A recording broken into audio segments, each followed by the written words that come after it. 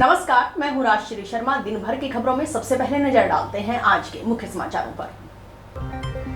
चचेरे भाइयों पर धारदार हथियार से हमला, एक की मौत, दूसरा गंभीर घायल। आरोपियों की तलाश में जुटी पुलिस।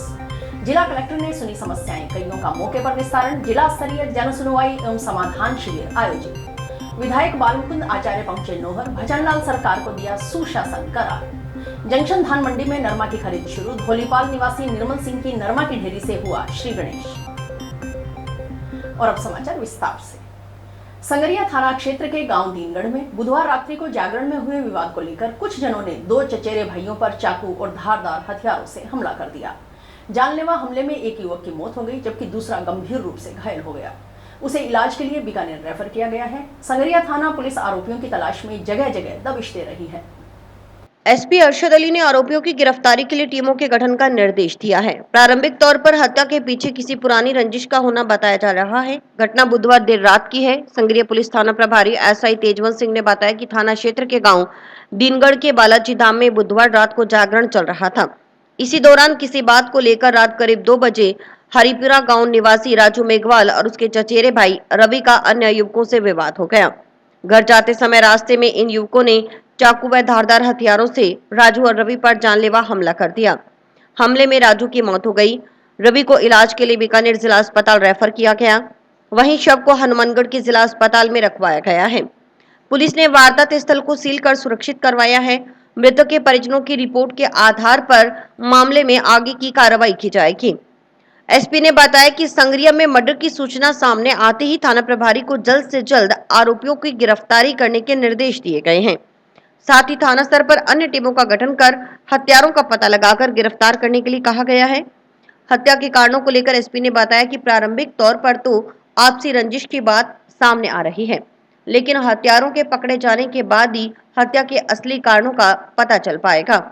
गांव दीनगढ़ में कल रात को लगभग 2-2:30 बजे की घटना है, जिसमें कुछ लड़कों ने 3 लड़कों के साथ कुछ मारपीट करी और उस मारपीट में चाकू लगने की वजह से एक राजू मेघवाल है, उनकी डेथ हो गई और एक रवि है जो घायल है, अभी जैन इलाज चल रहा है उसका। पुलिस जो है जो आरोपी है उनकी तलाश जारी है और परिजनों से संपर्क में है, परिजनों से बात हो चुकी है और वो कुछ रिपोर्ट दे रहे हैं, तो वैसे पुलिस की तलाश जारी है। जिला स्तरीय जन सुनवाई एवं समाधान शिविर गुरुवार को जिला कलेक्ट्रेट सभागार में आयोजित किया गया। जन सुनवाई के दौरान जिला कलेक्टर कानाराम ने जिले भर से आए नागरिकों की समस्याएं सुनी। कुछ समस्याओं का मौके पर निस्तारण किया गया, कुछ के निस्तारण के लिए संबंधित विभागों के अधिकारियों को निर्देशित किया। जन सुनवाई में कोई पट्टा नहीं बनने की समस्या लेकर पहुंचा तो कोई ट्रांसफार्मर रखवाने की मांग लेकर। जिला स्तरीय जन सुनवाई एवं समाधान शिविर में विधायक गणेशराज बंसल के अलावा सभी विभागों के जिला स्तरीय अधिकारी मौजूद रहे। इस दौरान विधायक गणेशराज बंसल ने जिला कलेक्टर को अवगत करवाया कि विद्युत विभाग को प्राप्त होने वाले ट्रांसफार्मर को प्राथमिकता से किस जगह लगाया जाना है यह तय नहीं है। मनमर्जी से ट्रांसफार्मर दे दिए जाते हैं और जनप्रतिनिधियों के कहने पर भी ट्रांसफार्मर नहीं दिए जाते। कुछ राशि लेकर अधिकारी या लाइनमैन स्तर पर ही ट्रांसफार्मर उपलब्ध करवा दिए जाते हैं। किसान वर्ग बिजली विभाग की इस अधर्मिता से परेशान है। इस पर कलेक्टर ने विद्युत विभाग के एससी को प्राथमिकता के आधार पर ट्रांसफार्मर उपलब्ध करवाने के निर्देश दिए। जिला स्तरीय जन सुनवाई में समाधान शिविर में पहुंचे ग्राम पंचायत धोलीपाल के वार्ड 2 चक 14 mm के निवासी लूड़ाराम जांदू ने बताया कि वह ट्रांसफार्मर रखने व रेवेन्यू रिकॉर्ड के अनुसार पानी की बारी बनाने की मांग को लेकर पूर्व में भी जन सुनवाई में आया था, लेकिन कोई कार्रवाई नहीं हुई। करीब 1 साल से सरकारी कार्यालयों के चक्कर लगा रहा है। अध्यक्ष की ओर से कोई काम नहीं किया जाता। गुरुवार को वह फिर जन सुनवाई में पहुंचा। जिला कलेक्टर ने सिंचाई व विद्युत विभाग के अधिकारियों को कार्रवाई करने के निर्देश दिए। इससे वह संतुष्ट हुआ। जिला कलेक्टर सभागार में जन सुनवाई थी। इसमें बिजली के संबंधी ट्रांसफार्मर की समस्या आई। अब जिला कलेक्टर महोदय से निवेदन किया गया कि जो बिजली विभाग द्वारा जो ट्रांसफार्मर को उपलब्ध होते हैं श्रीमंडी के यहाँ से, उनकी किसी प्रकार की कोई प्रायोरिटी तय नहीं है। वो अपनी मनमर्जी से जिसको मर्जी ट्रांसफार्मर दे देते हैं और किसी को मना कर देते हैं। यहाँ तक कि हमारे जनप्रतिनिधियों कहने पर भी ट्रांसफार्मर नहीं मिलते और बिना प्रायोरिटी के जो अधिकारी स्तर पर या लाइनमैन स्तर पर ट्रांसफार्मर उपलब्ध करा दिए जाते हैं, वो मात्र कुछ राशि लेकर, यहाँ तक पता लगा कि 10,000 रुपये लेकर किसी को भी ट्रांसफार्मर बिना प्रायोरिटी के दिया जा सकता है और वो ले जाके अपन लगा। इस प्रकार की शिकायतें आम जनता से प्राप्त हो रही हैं। जो किसान वर्ग है वो वार्ड नंबर 2 चक 14 mm के मैं 1 तारीख को भी पहले जन सुनवाई में आया था, उस पर कोई कार्रवाई नहीं हुई सर। आज मैं 17 तारीख को कलेक्टर साहब से जन सुनवाई में आया हूं और मेरी जो पुरानी कॉपियां उस पर मुझे संतुष्ट हुआ हूं कि एरीगेशन और विद्युत विभाग के अधिकारियों को कलेक्टर साहब ने निर्देश दिए प्रायोरिटी के अनुसार से, इस कार्रवाई से कलेक्टर साहब की मैं संतुष्ट हूँ। वहीं गांव पक्का सारना निवासी गौरी शंकर ने भी बताया कि वह पूर्व में हुई जन सुनवाई में आया था, तब जिला कलेक्टर की ओर से किए गए पट्टा बनाने के आदेश की पालना ग्राम पंचायत व वीडियो की ओर से नहीं की गई। वह 3-4 साल से परेशान है, लेकिन सुनवाई नहीं हो रही। जानबूझकर ग्राम पंचायत की ओर से जायज पट्टा जारी नहीं किया जा रहा। गुरुवार को हुई जन सुनवाई में जिला कलेक्टर ने जिला परिषद सीईओ को जांच करने के निर्देश दिए। पक्का सारना से आया हूँ। पहले मैं 1923 में जन सुनवाई में आया था, उसका जो आदेश दिया गया था पट्टा बनाने का, उसकी कोई पालना नहीं की ग्राम पंचायत पक्का सारना ने और ग्राम पंचायत के वीडियो ने, और गोली देते आ रहे हैं। और ग्राम पंचायत वीडियो ने यही कहा था कि सीओ साहब ने आपको गोली दी है, और मैं 3-4 साल से परेशान हो रहा हूँ। कुछ भाजपा के फायर ब्रांड नेता एवं विधायक बालमुकुंद आचार्य गुरुवार को नौहर पहुंचे। उन्होंने यहां प्राचीन जोड़े वाले हनुमान मंदिर में धोख लगाई और कार्यकर्ताओं से रूबरू भी हुए।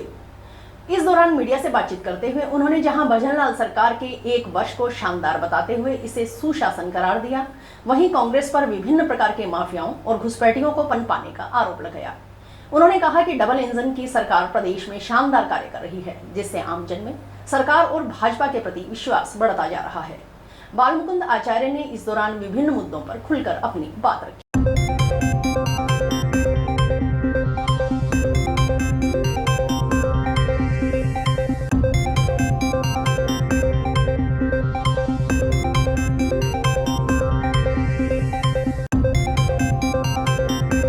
2014 से आदरणीय प्रधानमंत्री नरेंद्र मोदी जी के नेतृत्व में, भाजपा और एनडीए की सरकार के नेतृत्व में ऐतिहासिक काम संपूर्ण देश में हो रहे हैं।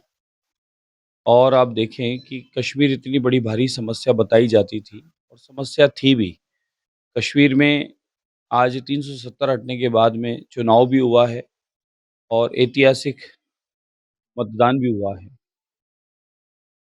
और उसी क्रम में आप देखें कि संपूर्ण भारतवर्ष में जो विकास की गति पकड़ी गई है बिना किसी भेदभाव के, एनडीए की बीजेपी की सरकार केंद्र में है और राज्यों की कहीं भी कोई भी सरकार रही हो, लेकिन मोदी जी के नेतृत्व में सबका विकास करवाया जा रहा है। मिथ्याएं फैलाने का पूरा प्रयास किया कांग्रेस और विपक्षियों ने, माहौल खराब करने का पूरा प्रयास किया। उसके बाद भी तीसरी बार मोदी सरकार बनी और उसी क्रम में भाजपा की यहाँ सरकार राजस्थान में भी ऐतिहासिक काम कर रही है। आदरणीय मुख्यमंत्री महोदय इस समय संपूर्ण भारतवर्ष में एक एक्टिव मोड में मुख्यमंत्री के रूप में दिख रहे हैं। आप देखें कि लगातार मोदी जी 18 घंटे काम कर रहे हैं, तो ये माने कि मुख्यमंत्री महोदय भी 12-15 घंटे काम करने का प्रयास कर रहे हैं। उसी क्रम में आज इन्वेस्टमेंट विदेशों से लाकर यहाँ पर रोजगार उपलब्ध करवाना, भारी कंपनियों को लाकर यहाँ पर इंडस्ट्रियाँ लगवाना, उसके लिए बराबर प्रयास कर रहे हैं। उसी क्रम में भी यात्रा पर है। और जो माफियाओं का राज था राजस्थान में, अनगिनत माफियाओं का राज था, राजस्थान अड्डा बन गया था। और गहलोत शासन में, कांग्रेस की सरकार में पेपर लीक माफिया हो, साइबर क्राइम हो या वसूली माफिया हो, चारों ओर बुरा हाल कर रखा था। लोग त्रस्त थे और यही कामना सब कर रहे थे कि जितनी जल्दी हो सके कांग्रेस की सरकार जाए और भाजपा की आए। जंक्शन धान मंडी में गुरुवार को नरमा खरीद कार्य का श्री गणेश हो गया। व्यापारिक संगठनों के प्रतिनिधियों व कृषि उपज मंडी समिति अधिकारियों की मौजूदगी में धान मंडी स्थित फर्म केवल कुमार जतिन कुमार पर सर्वप्रथम गांव धोलीपाल निवासी किसान निर्मल सिंह के पुत्र सुनील कुमार की नरमा की ढेरी की बोली लगाई गई। निर्मल सिंह का कुल 20 क्विंटल नरमा 7,740 रुपए प्रति क्विंटल की दर से खरीदा गया। इसके बाद किसान हरबंस सिंह से 7,860 व किसान जगसीर सिंह से 7,760 रुपए प्रति क्विंटल की दर से नरमा की खरीद की गई। नरमा की खरीद CBC cotton factory, Gurbaksh cotton व जगह इंडस्ट्रीज की ओर से की गई। इन किसानों को माला पहनाकर उनका मुंह मीठा करवाया गया। इस मौके पर व्यापार मंडल अध्यक्ष प्यारेलाल बंसल, फूड ग्रेन अध्यक्ष राजेंद्र कुमार, कृषि उपज मंडी समिति सचिव सीएल वर्मा सहित किसान मजदूर मौजूद रहे। नरमा की तुलवाई सीधा ट्रॉली समेत इलेक्ट्रॉनिक कांटे पर करवाने सहित 10 सूत्री मांगों के संबंध में किसानों ने गुरुवार को भारतीय किसान यूनियन के बैनर तले जिला कलेक्टर व विधायक को ज्ञापन सौंपा। यूनियन जिलाध्यक्ष रेशम सिंह माणुका ने बताया कि जंक्शन व टाउन धान मंडी में नरमा तुलवाई व कई तरह की समस्याएं व्यापारियों की ओर से पैदा की जा रही है। उन्होंने कहा कि 2 दिन बिना सूचना दिए नरमा की बोली बंद रखना और उसके बाद 5 दिन फिर बिना किसी वजह से बोली बंद रखने की सूचना देना किसानों के साथ बहुत बड़ा अन्याय हो रहा है। मंडी समिति की ओर से यह कहा जाना कि 40 किलो बाट के जरिए तुलवाई का नियम है, जो सरासर किसानों को गुमराह करने के अलावा कुछ नहीं है। इलेक्ट्रॉनिक कांटे पर भी सीधे ट्रॉली को तोला जा सकता है।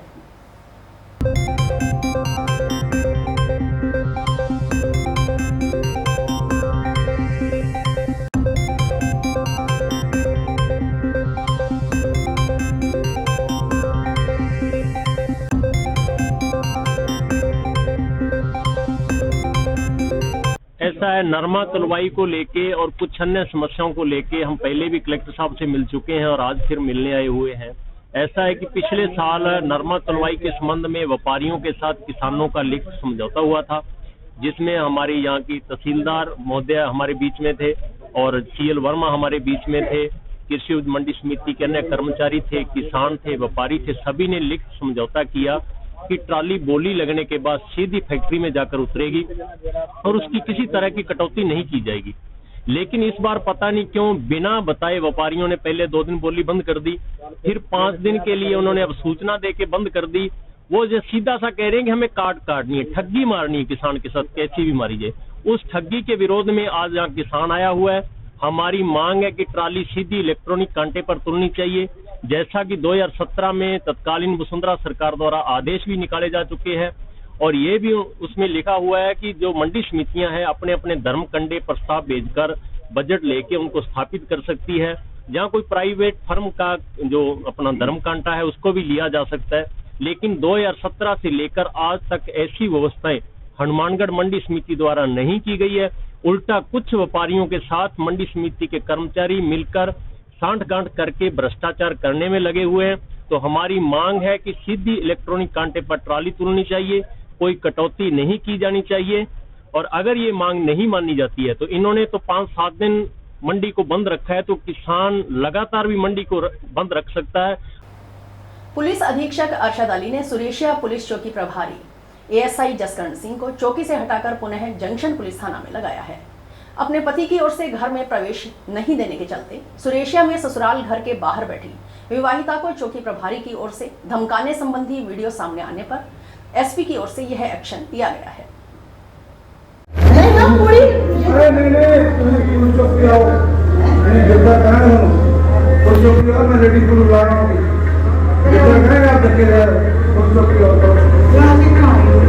जाना पड़ेगा, नहीं तो निकलो यहाँ से।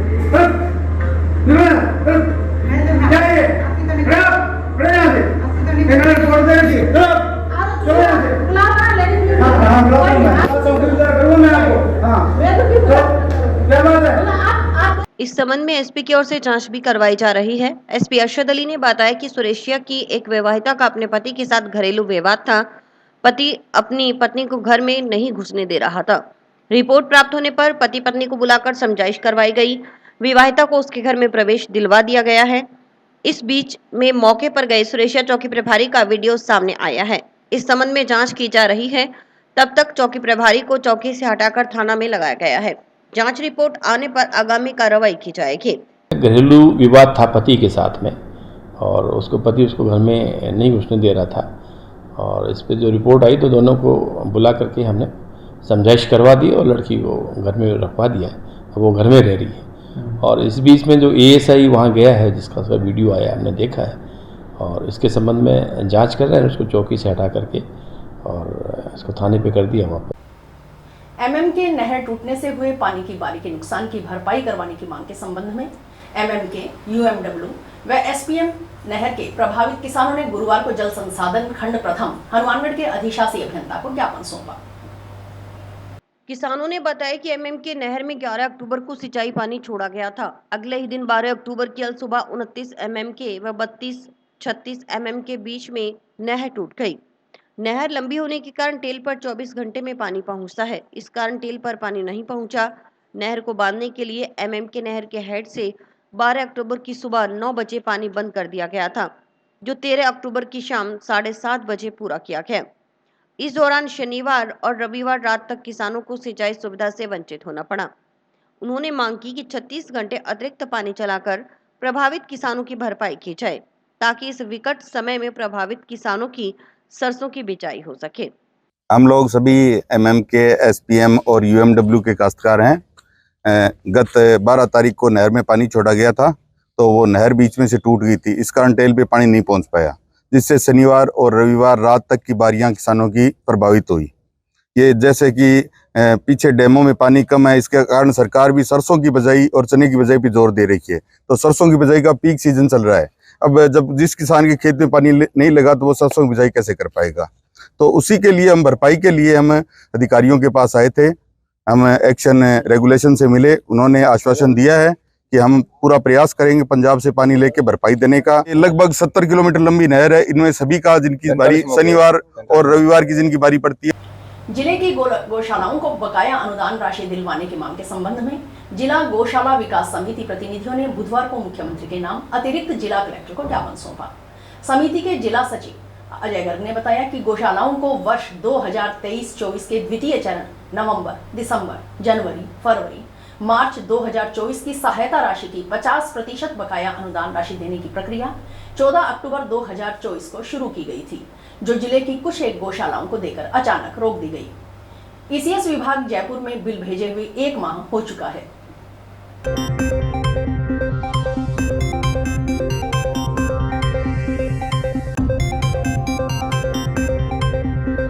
जिला गौशाला विकास समिति कोषाध्यक्ष विजय कुमार गोयल, हमने आज कलेक्टर साहब को अनुदान के संबंधित, क्योंकि गौशालाओं को अभी तक अनुदान नहीं मिला, हमारी दूसरी चरण की जो किस्त है नवंबर, दिसंबर, जनवरी, फरवरी, मार्च अभी तक नहीं मिला है, जबकि ये कार्रवाई मिल जाना चाहिए था, लेकिन बहुत धीमी प्रक्रिया चल रही है। तो हमने सरकार को चेताया है कि अभी तक बड़ी गौशालाओं में समस्या आ रही है, आर्थिक स्थिति खराब हो रही है और संचालन करना गौशालाओं को बहुत ही मुश्किल हो रहा है। तो हमारी यही मुख्यमंत्री से और कलेक्टर के माध्यम से ये निवेदन है कि जल्दी जल्दी गौशालाओं का अनुदान की प्रक्रिया चालू करवाएं, जिससे कि गौशालाओं का संचालन कर सके।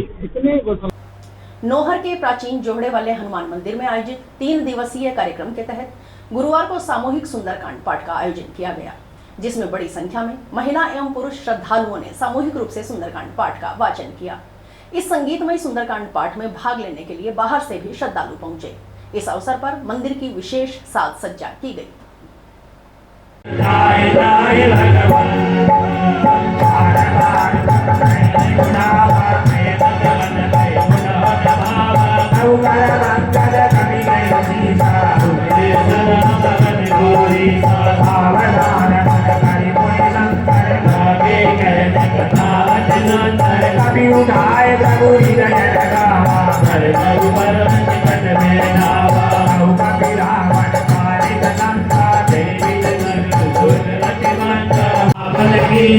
देखी राम सकल का विषय राम पाई कपिंदा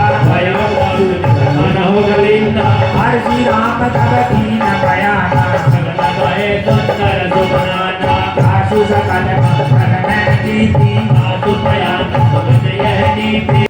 कार्तिक माह की संक्रांति पर गुरुवार को क्षेत्र के गुरुद्वारा साहिब में संगत नतमस्तक हुई।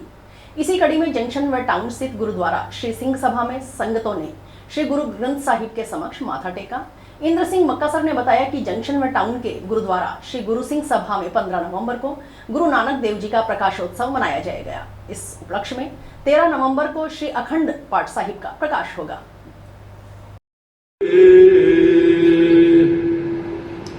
कब तक कर्म कमावणे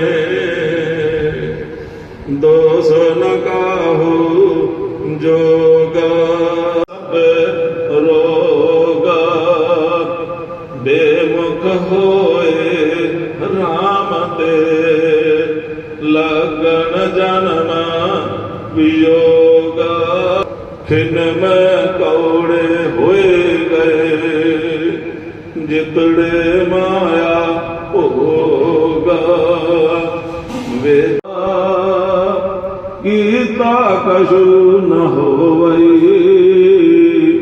लिखिया तुर संजोगा बड़ भागी मेरा प्रभ मिले ता उतरे सब वियोग। हर गुरुद्वारा साहब ਦੇ ਵਿੱਚ ਜੋ ਮਹੀਨਾ ਸ਼ੁਰੂ ਹੁੰਦਾ ਹੈ ਉਹਦੀ ਸੰਗਰਾਂਦ ਜਿਹਨੂੰ ਕਿਹਾ ਜਾਂਦਾ ਹੈ ਦਾ ਸ਼ੁਰੂਆਤ ਅੱਜ ਕੱਤਕ ਮਹੀਨੇ ਦੀ ਸ਼ੁਰੂਆਤ ਹੋਈ ਹੈ। ਸੰਗਰਾਂਦ ਹੈ ਕੱਤਕ ਮਾਹ ਦਾ ਔਰ ਸਾਰੀਆਂ ਜਗ੍ਹਾ ਹਰੇਕ ਹਰ ਪਿੰਡ 'ਚ ਹਰ ਗੁਰਦੁਆਰੇ 'ਚ ਪੂਰੀ ਵਿਸ਼ਵ ਦੇ ਵਿੱਚ ਸਾਰੀਆਂ ਸੰਗਤਾਂ ਜੋ ਹੈ ਗੁਰੂ ਘਰ ਨੂੰ ਮੰਨਣ ਵਾਲੀਆਂ ਉਹ ਆ ਕੇ ਅੱਜ ਮਸਤਕ ਹੁੰਦੀਆਂ ਨੇ ਤੇ ਗੁਰੂ ਸਾਹਿਬ ਦਾ ਕੀ ਫਰਮਾਨ ਹੈ ਉਹ ਗ੍ਰਹਿਣ ਕਰਦੀਆਂ ਨੇ। ਸੋ ਅੱਜ ਸਾਰਿਆਂ ਨੂੰ ਇਸ महीना जो चालू होया यदि बहुत बहुत बधाइयां हो। आगे की प्रोग्राम रहेगा? आगे गुरु नानक जो आने वाली 15 तारीख है उस ते गुरु नानक देव जी का प्रकाश उत्सव यानी उन्होंने जन्म दिहाड़ा कह लो है तो वो 13 तारीख नूं हर गुरुद्वारे दे विच अखंड पाठ रखे जाएंगे ते 14 तारीख नूं हनुमानगढ़ गुरुद्वारा सिंह सभा का जो है नगर कीर्तन जो गुरुद्वारा टाउन सिंह सभा तो शहर के मुख्य मार्गों के उत्ते हुंदा होया विचरेगा। तो अगले दिन 15 तारीख नूं गुरुद्वारा सिंह सभा हनुमानगढ़ टाउन और हनुमानगढ़ जंक्शन दोनों के विच कीर्तन दरबार सजणगे लंगर दी सेवावां चलणगियां कि होर रागी ढाडी जो है अपने विचार संगतां नूं सुणाउणगे इतिहास नाल जोड़नगे साडे वास्ते की गुरु नानक देव जी ने सानू देना दित्तियां है वो सानू संगतां नूं नानक देव दे गुरपुरब दीयां तैयारियां जोर शोर नाल चल रहीआं। संगत नूं बेनती है जी बढ़ चढ़ के इहदे विच हिस्सा लो उत्साह नूं बढ़ाओ जी। और इसी के साथ समाचार समाप्त हुए। रोजाना देखते रहिए समाचार। नमस्कार।